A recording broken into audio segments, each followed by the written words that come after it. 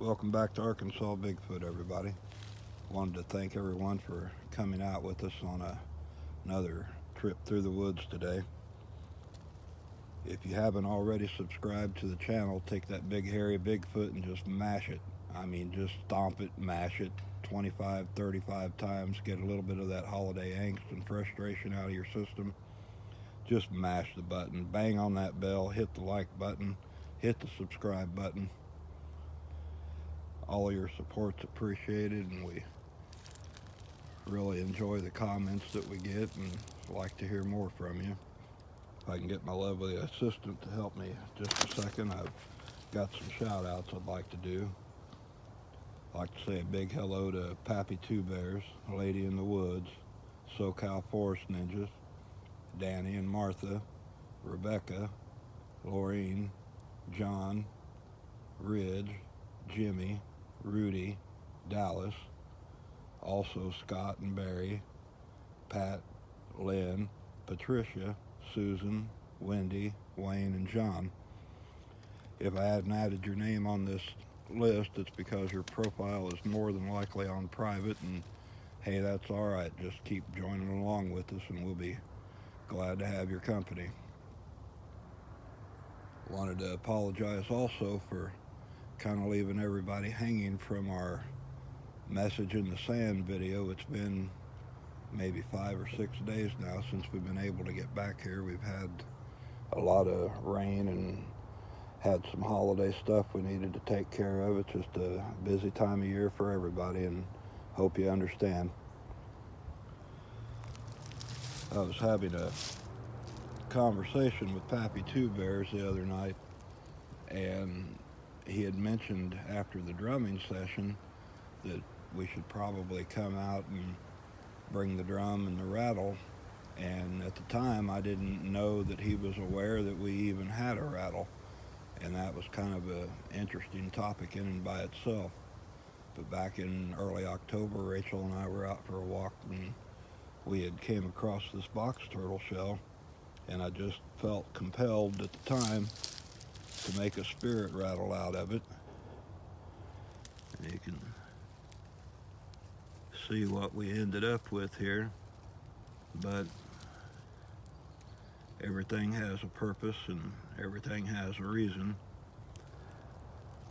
So later on, after we get done with the video, we'll probably sit and do our drum and rattle session. It's going to be more of a private thing, but right now we are going to take a walk back through here and hope the water in the creek isn't too high to get across. We want to check that sandbox and see if anything's been going on down there. So come on along with us and let's see what happens.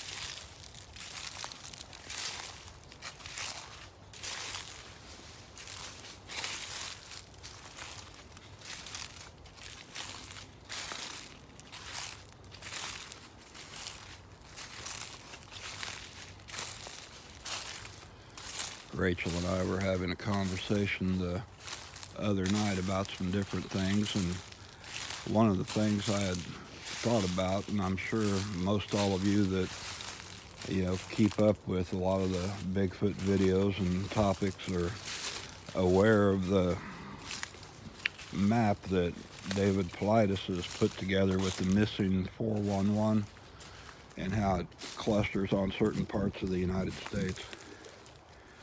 And then if you take that same map and lay it over the areas where the concentrations of reported Bigfoot sightings are, it's pretty much identical. And my thought was going just a step further, and if you take that map and you lay it over areas that are really rich in minerals and mining and oil and basically the wealth that we have in the ground, it's extremely similar in that regard too. So that brought up a question of what do you think a purpose would be for something like Sasquatch or Bigfoot? I mean, of course, we all like to watch the explorations and see if anybody can nail something down that's more than just a blob squatch on the screen or shaky cam footage, whatever, stuff like that. And we've got tracks, we've got hair samples, we've got other things going on. But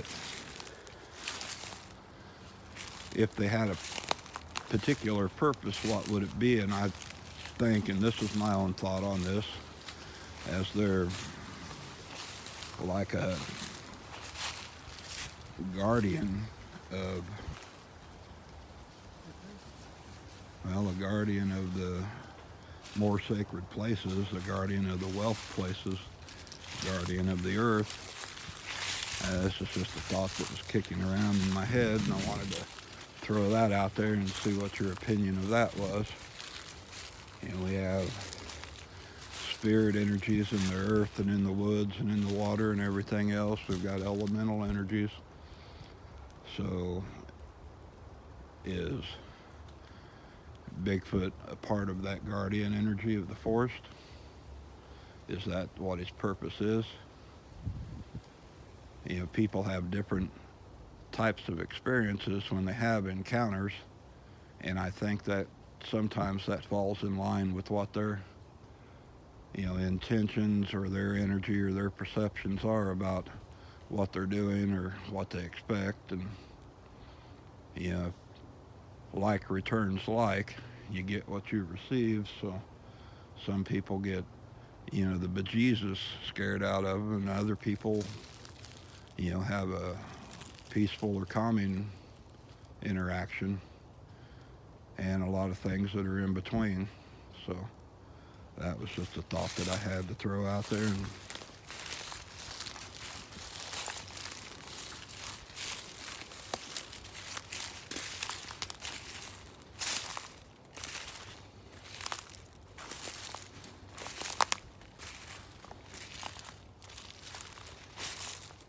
I also think they're a lot more intelligent than anyone gives them credit for.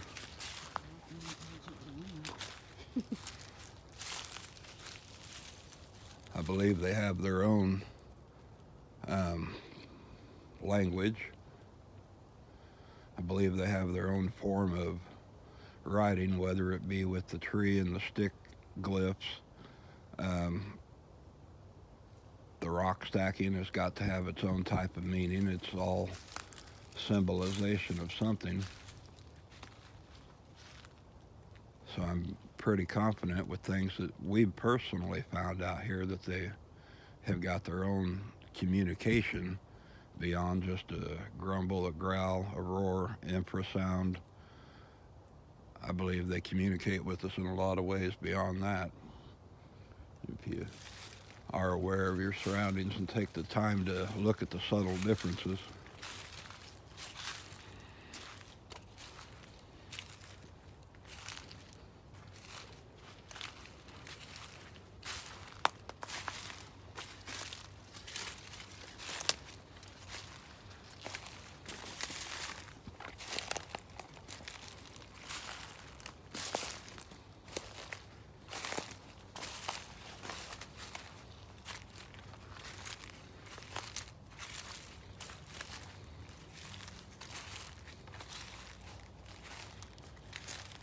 We're coming up on this nesting tree now. I can still see the apples hanging there, so that hasn't been disturbed.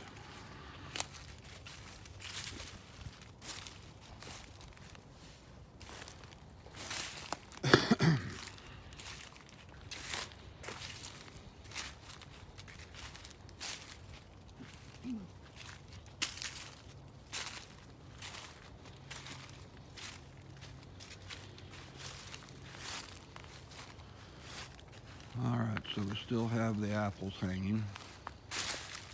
Looks like the limbs are in a little different position.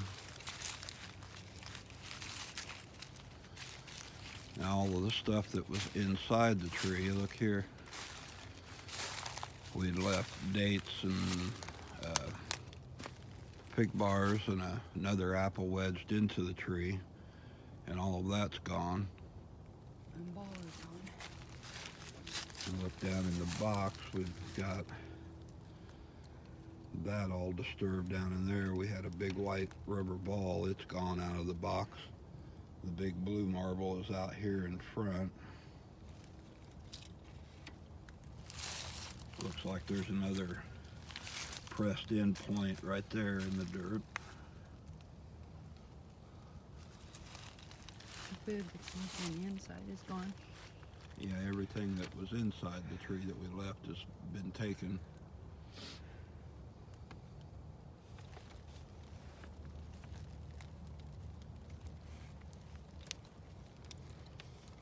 I wonder what they Did with the ball. found with the found of interest with the ball. That's kind of unusual. I would have thought they would have taken the marbles first. I mean, they've got the one out here, and those have been rolled around and moved around. Part of this is different. This leaf might have just blown in. I don't know. Don't like cars. I don't see any kind of animal tracks like, you know, a raccoon or a possum or anything like that.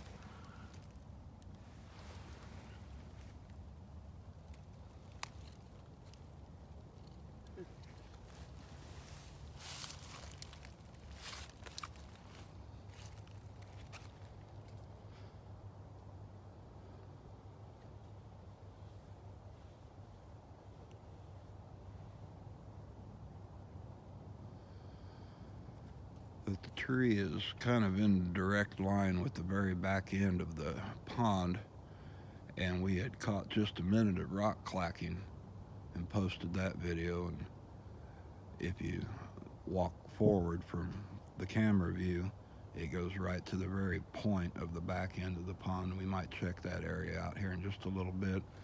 I think she has got some other things she wants to leave here again today, so we're gonna set the box back up.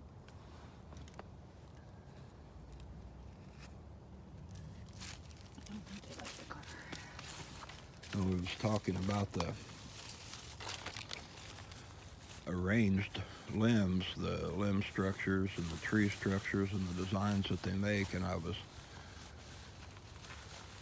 saying that they reminded me of the rune symbols, and I was looking up some of the meanings of those, and one that we kept seeing quite often out here, the meaning for that was communication, and another one was an interpretation of receiving gifts. So maybe that's their acknowledgement that, you know, a way of saying thank you, or we know that it's you, or, yeah, I don't know.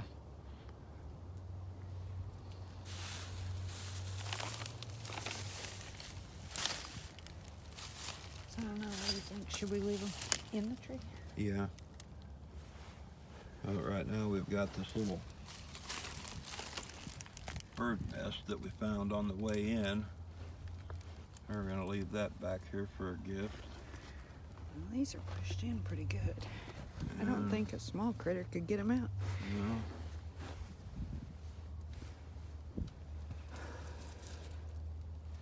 I would leave just the one apple here for right now, and maybe we'll take the other one to the other spot later. Alright guys, we're going to finish setting this up, and I appreciate you coming along with us. Like I said, mash that subscribe button, bang on that bell, and hit the like button. We appreciate everybody joining us, and we'll catch you on the next one. Thanks.